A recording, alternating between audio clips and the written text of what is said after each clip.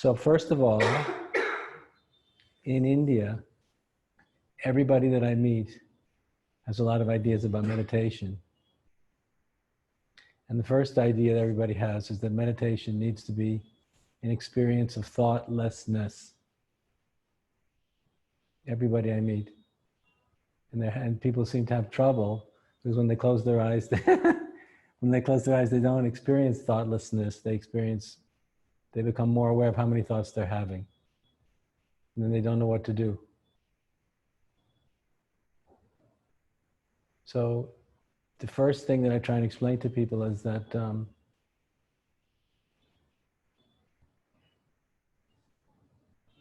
in order to experience timeless depth, thoughtlessness is not required. So the mind is like a machine.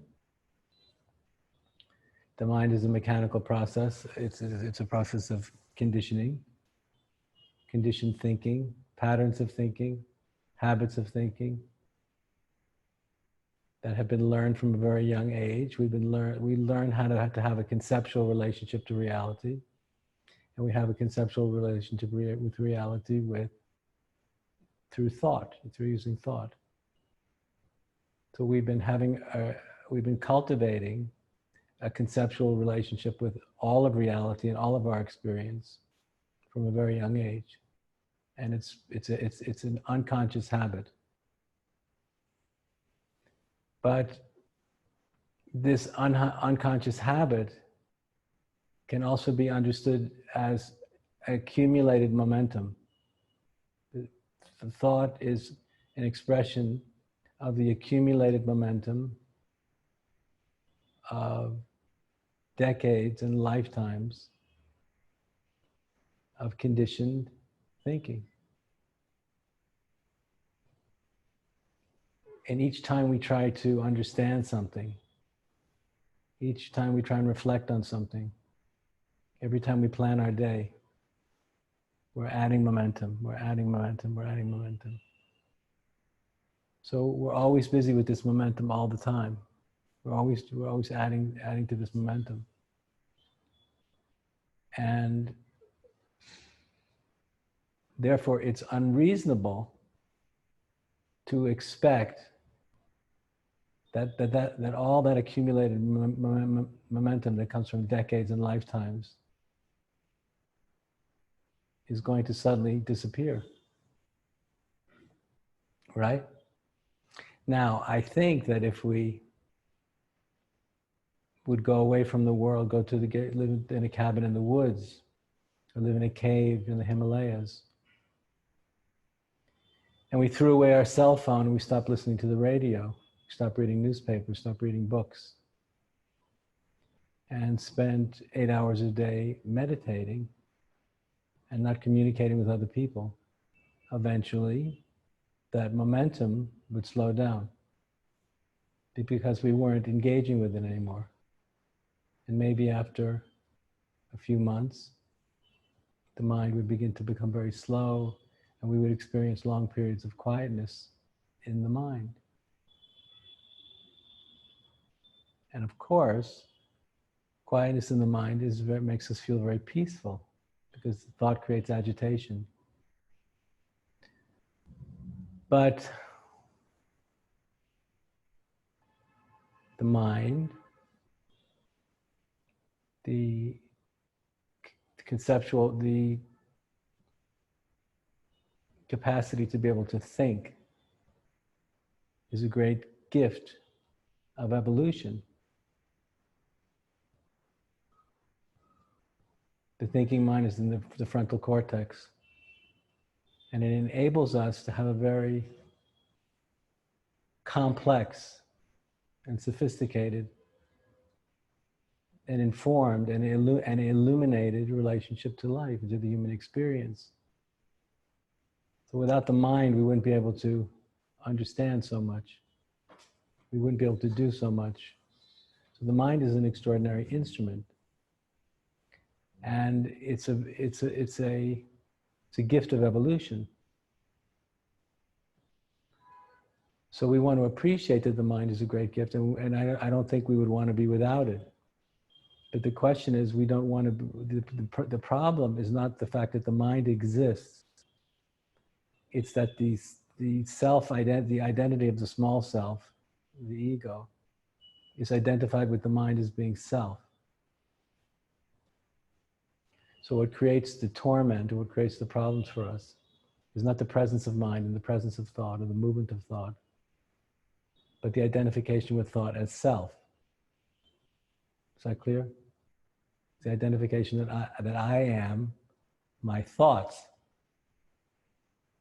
So therefore, all the emotions that are related to the thoughts that arise and pass away in the eye of our mind are all related to us, to a separate self sense called I.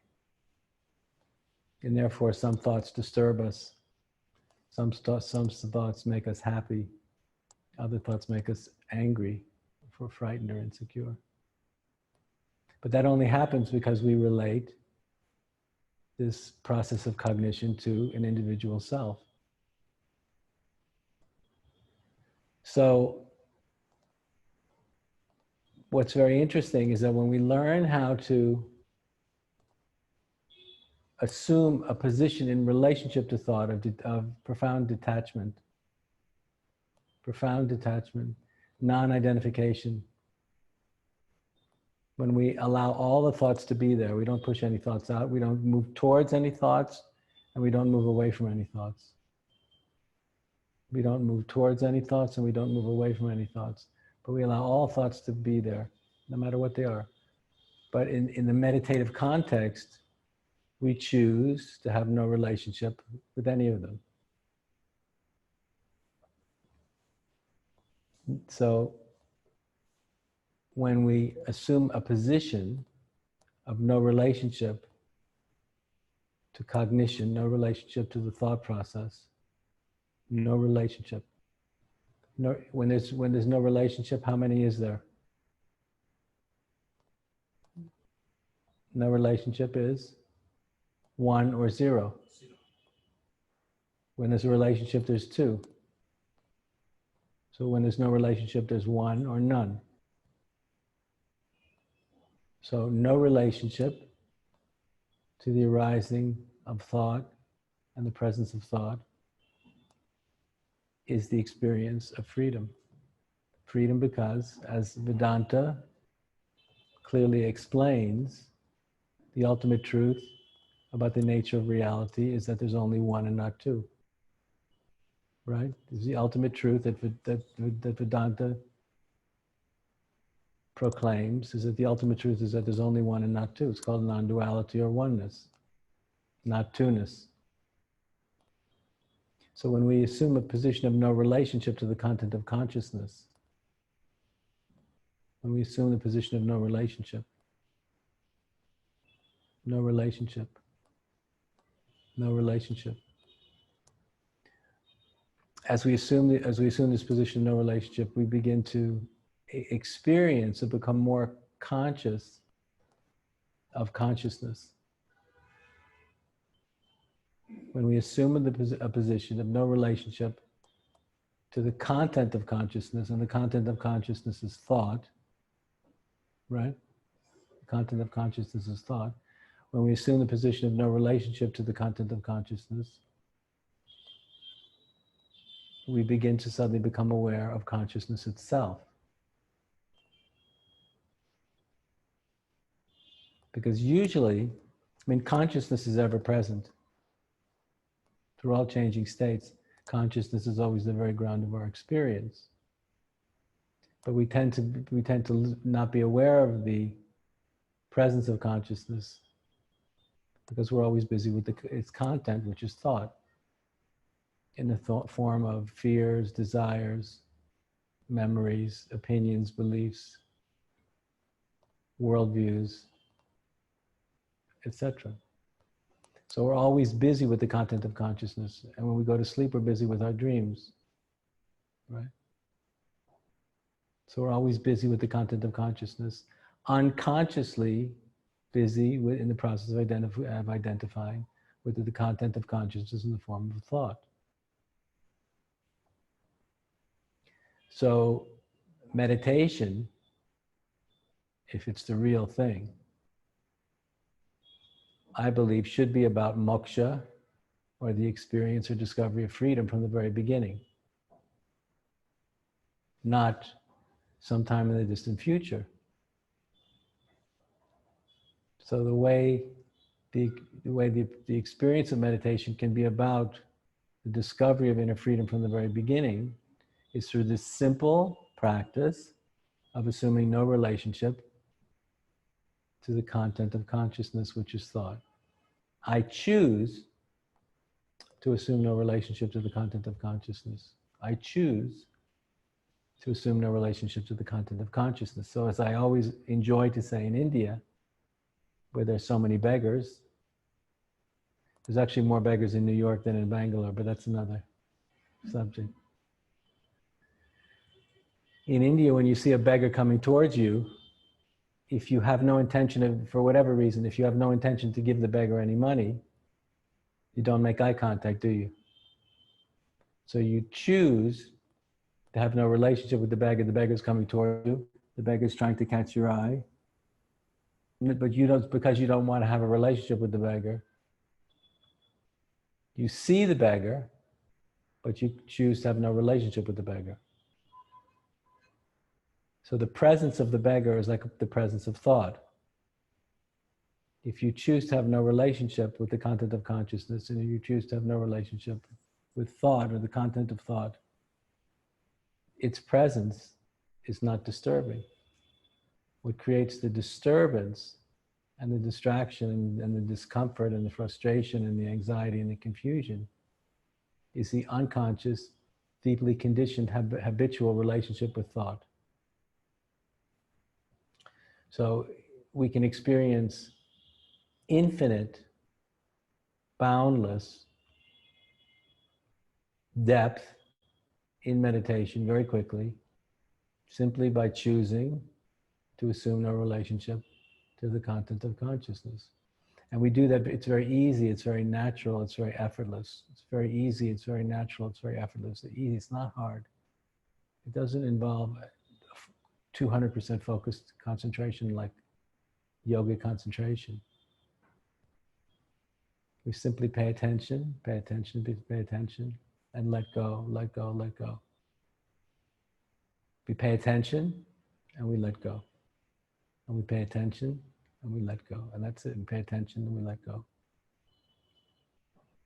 Pay attention and let go. Pay attention and let go. So once again, the presence of thought makes no difference. Our relationship to thought makes all the difference. And this is actually very important because, for example, the problem for most people is unconscious identification with thought. That's the problem. It's unconscious, unknowing, unconscious identification with thought. We identify with this thought, this memory, that memory, this fear, this desire, that desire. And we act on it.